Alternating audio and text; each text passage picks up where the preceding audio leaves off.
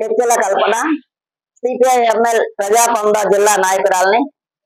ఇవాళ జిల్లాలో కానివ్వండి, రాష్ట్రంలో కానివ్వండి, ఇవాళ అవసరం లేనటువంటి బ్లడ్ పరీక్షలని పేరుతోటి డెంగ్యూ అని, మలేరియా అని, టైఫాయిడ్ అని అనేక రకాల టెస్టులతోటి ప్రైవేట్ హాస్పిటల్లో లక్షల కొద్ది డబ్బులు గుంజుతున్నారు.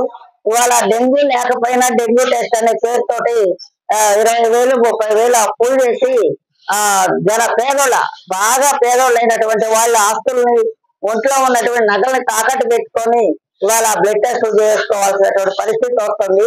ఇవాళ బ్లడ్ గవర్నమెంట్ హాస్పిటల్లో కంటే కూడా ప్రైవేట్ హాస్పిటల్లోకి ఎక్కువ పోవటం వల్ల డెంగ్యూ టెస్ట్ అనే పేరుతోటి 10,000 కాడి నుంచి పైన వసూలు చేస్తున్నారు. అట్లనే మలేరియా, మామూలు జ్వరాలు వస్తే కూడా ఈ టెస్ట్ చేయాలి, అవసరం లేని టెస్టులు కూడా చేపిస్తున్నారు. వీటన్నిటిని కూడా ప్రభుత్వం వెంటనే స్పందించి వెంటనే వీటిని అరికట్టాలని చెప్పేసి గవర్నమెంట్ హాస్పిటల్లోనే బ్లడ్ టెస్ట్ చేయాలని చెప్పేసి ఫీజులు లేకుండా గవర్నమెంట్ హాస్పిటల్లో పనిచేసేటటువంటి డాక్టర్లు కూడా బయటికి రాయకుండా గవర్నమెంట్ హాస్పిటల్లోనే ఈ టెస్టులన్నీ చేయాలని చెప్పేసి నేను కోరుతున్నాను. భద్రాచలం పీడిఎస్ డివిజన్ కార్యదర్శి.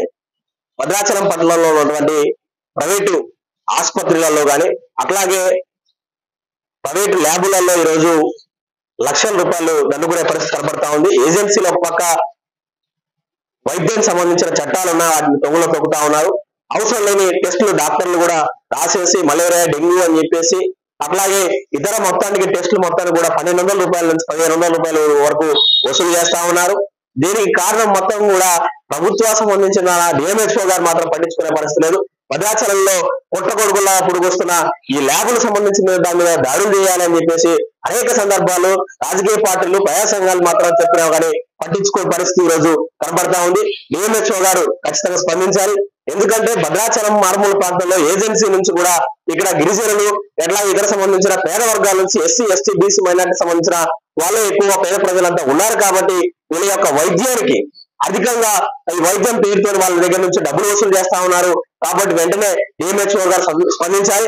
దాంతో పాటు భద్రాచలంలో ఉన్నటువంటి ప్రభుత్వ ఆసుపత్రిలో ఉన్నటువంటి డాక్టర్ సంబంధించిన కానీ అక్కడ ఉన్న ల్యాబ్ టెక్నీషియన్స్ సంబంధించిన కానీ అట్లాగే స్కానింగ్ అట్లాగే ఇతర సంబంధించిన ఏదైతుందో ప్రజలకు మాత్రం నాణ్యంగా అందే పరిస్థితి లేదు. ఎందుకంటే అక్కడ ఒక స్కానింగ్ తీయాలంటే మన బయటికి ఆసుపత్రికి రాసే పరిస్థితి కనబడతా ఉంది. అక్కడ శుభ్ర హాస్పిటల్ లేదా కిమ్స్ కు సంబంధించిన హాస్పిటల్కి రాసే పరిస్థితి వస్తుంది. ఒక్క స్కానింగ్ రిపోర్ట్ సంబంధించి దానికి వస్తే 1,000 రూపాయల నుంచి 1,500 రూపాయల వరకు తీసుకునే పరిస్థితి కనబడతా ఉంది. కాబట్టి ప్రభుత్వ ఆసుపత్రులలో అలాంటి కనీసం ఎటువంటి సౌకర్యాలు లేకోకుండా అంటే ప్రజలకు ఇబ్బంది లేకోకుండా ఆ సౌకర్యాలంతా కూడా కల్పించాలి.